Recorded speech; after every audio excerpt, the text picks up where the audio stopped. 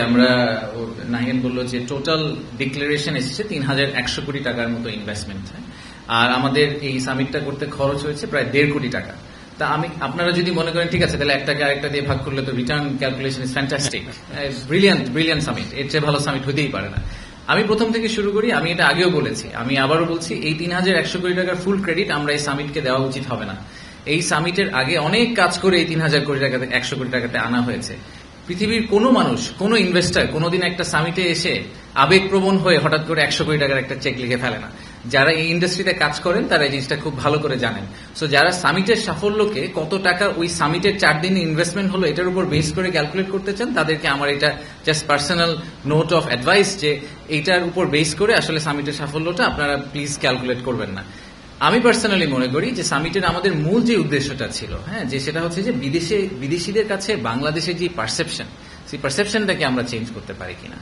তারা যখন বাংলাদেশে আসে, আমরা এটা আগেও বলেছি যে বিদেশিরা যখন বাংলাদেশে একবার ফিজিক্যালি আসেন, তারা বাংলাদেশ নিয়ে যেই ধারণাটা নিয়ে ফেরত যান, ওনারা যখন গুগল সার্চ করেন তো ওনারা ওই একই ধারণাটা পান না।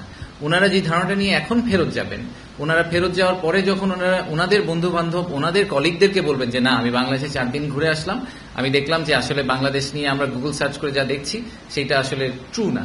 প্রথম 2 দিন আমরা ওনাদেরকে কি করেছি, 7-8 তারিখে ওনাদের আমরা বাংলাদেশ ঘুরিয়ে দেখেছি যে বাংলাদেশে ফ্যাক্টরি করতে হলে ওই প্র্যাকটিক্যালি ওই জায়গাটা দেখতে কিরকম। 9 তারিখ সকালে আমরা ওনাদেরকে আমাদের ভিশনটা দেওয়ার চেষ্টা করেছি, আমরা কোথায় আছি, কোথায় যাওয়ার চেষ্টা করছি। আর 9 তারিখ বিকাল এবং 10 তারিখে আমরা সারাদিন ওনাদেরকে বিজনেস টু বিজনেস বিভিন্ন ধরনের মিটিং করার সুযোগ দিয়েছি, বিভিন্ন প্রশ্ন করার সুযোগ দিয়েছি। সো এই ফুল ওভারঅল 360 ভিউ যেটা আমরা দেওয়ার চেষ্টা করেছি, সেটা থেকে আমাদের এখন পর্যন্ত যে ফিডব্যাক বিদেশিদের কাছ থেকে সেটা হচ্ছে যে ওনারা খুবই খুশি হয়েছেন যে আমরা ওনাদেরকে এরকম একটা অপরচুনিটি দিয়েছি, এবং সেখান থেকে ওনারা ডেফিনেটলি অনেক ইনফরমেশন নিয়ে ফেরত গেলেন। ওনারা আমাদের যেটা মেইন উদ্দেশ্য যে বাংলাদেশ যাতে খাবার মেনু থেকে প্রথমেই বাদ পড়ে না যায়, যদি মেনু থেকে আমরা বাদ পড়ে না যাই তাহলে অর্ডার করা তো অনেক পরের কথা। তো most of the cases Bangladesh আসলে মেনু থেকে বাদ পড়ে যায়। তো সেই জায়গাটাকে আমরা আসলে ইমপ্রুভ করার চেষ্টা করেছি সামিটের মাধ্যমে।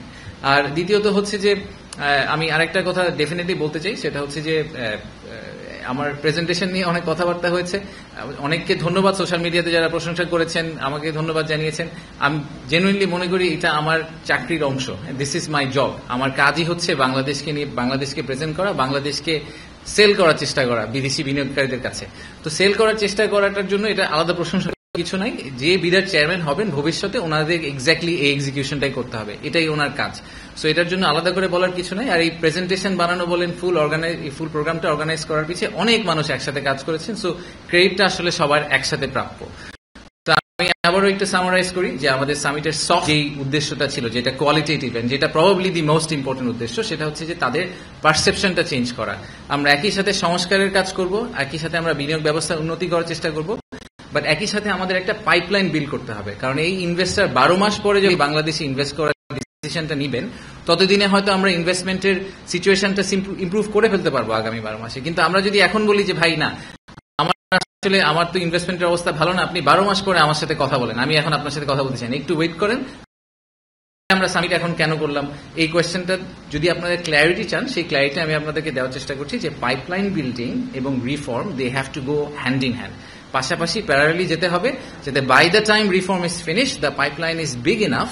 এবং সেটাই হচ্ছে বিজনেস ডেভেলপমেন্ট টিমের কাজ, যে তারা পাইপলাইনটাকে ট্র্যাক করে এমন একটা জায়গায় নিয়ে যাবে যে তখন ইনভেস্টার ইনভেস্ট করতে রাজি হবে।